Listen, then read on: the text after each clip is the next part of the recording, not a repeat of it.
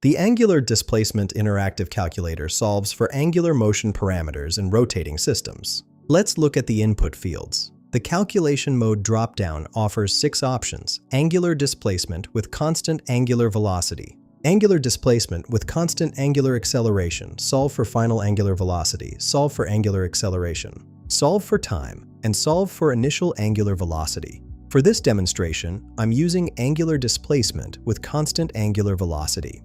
Below that, we have 5 input fields. Initial angular velocity omega 0 in radians per second. Final angular velocity omega. Angular acceleration alpha in radians per second squared. Time t in seconds, and angular displacement delta theta in radians. For our worked example, I'll enter initial angular velocity of 2.8 radians per second and time of 6.2 seconds. After clicking Calculate, the results show angular displacement delta theta equals 17.36 radians. The calculator also converts this to degrees, giving us 994.65 degrees, and to revolutions, showing 2.7629 revolutions. This means our rotating object completed nearly 2 3/4 full rotations during the 6.2 second interval at the constant velocity of 2.8 radians per second. Find the link in the description below.